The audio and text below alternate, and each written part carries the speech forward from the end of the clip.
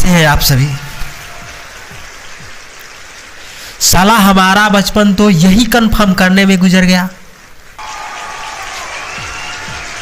कि आखिर में बच्चा किसका हूं, मेरा असली बाप कौन है।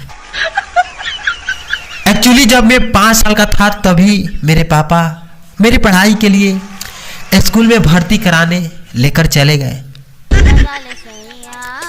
हाँ, उस समय भर्ती ही होते थे, मरीज ही थे पढ़ाई का। जब टीचर पूछे कि ये कौन है तो मेरे पापा बोले ये आप ही का बच्चा है, जरा ध्यान दीजिएगा। साला उसी वक्त कंफ्यूज हो गया, क्या मैं इनका बच्चा हूं? तो इसका मतलब मैं आज तक गलत आदमी को पापा बोल रहा था।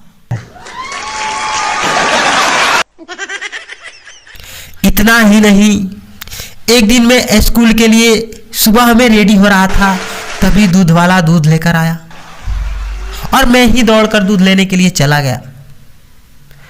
पीछे पीछे मेरे पापा भी गए। मैंने दूध जैसे ही हाथ में लिया, दूध वाला बोला, ओहो किसका बच्चा है? तो मेरे पापा बोले आप ही का बच्चा है।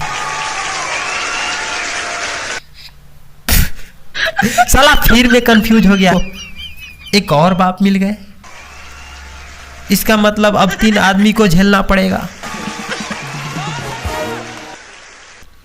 एक घर वाले, एक स्कूल वाले और एक दूध वाला। मैं ये सब सोचकर पागल हो ही रहा था कि एक दिन मेरे पापा बोले, बेटा आज मेरे साथ तू बाजार चल। मैं बाजार गया, पापा सब्जी खरीदे। सब्जी वाला हिसाब पूछा तो मैं खटाक से जोड़कर बता दिया। तो सब्जी वाला बोला, ओहो बहुत चालाक है, किसका बच्चा है? तो मेरे पापा बोले ये आप ही का बच्चा है। आप अपना ही समझिए।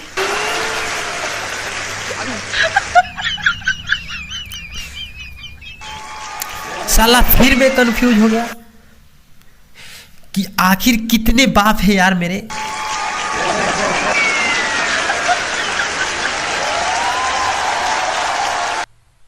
फिर मैं घर आया,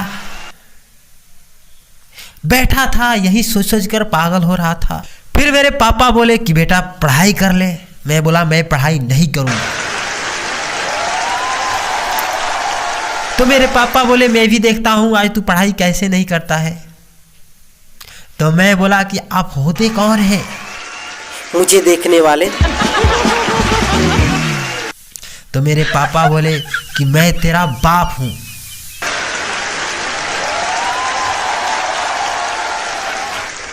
तो मैं बोला कि ठीक है, पढ़ाई बाद में करूंगा, पहले यही कंफर्म करा दो कि आखिर मेरा असली बाप है कौन।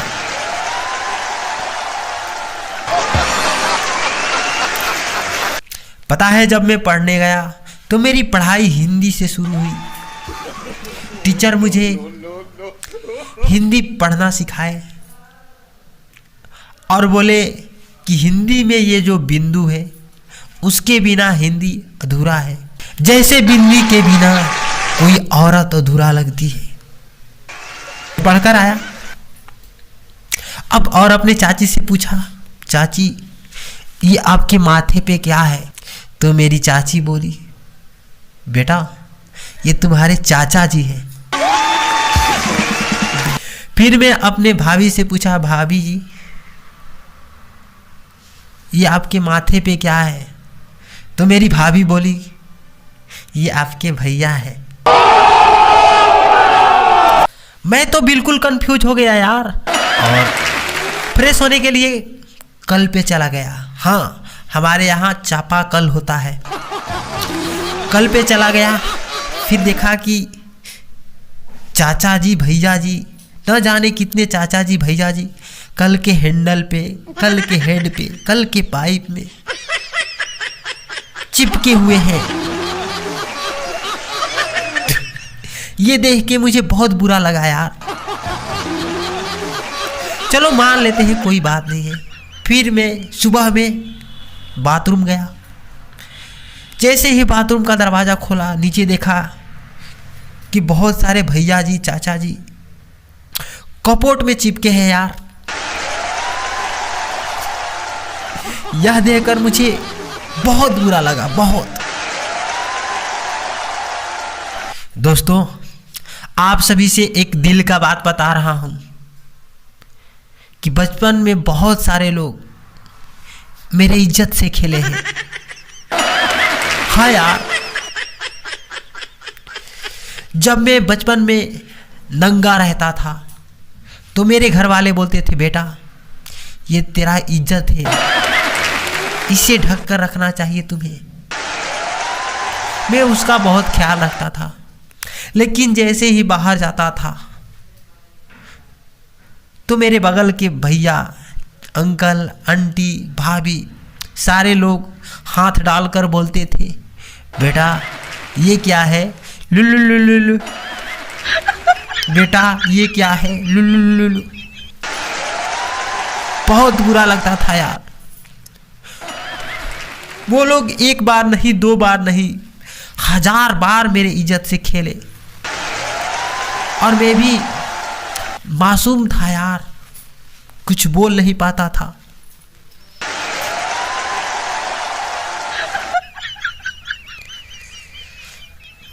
लेकिन अब जब उनकी हरकतें याद आती है तो आग लग जाता है सीने में।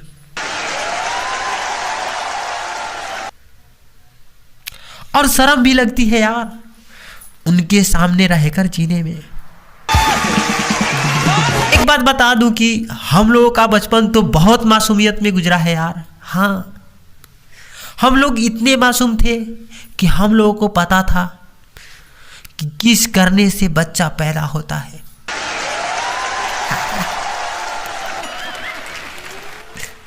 अरे हाँ भाई, जब कोई हमें खिलाने के लिए भी किस करता था ना, तो हम बोलते थे, छोड़ दो मुझे, जाने दो, नहीं तो मैं प्रेग्नेंट हो जाऊंगा।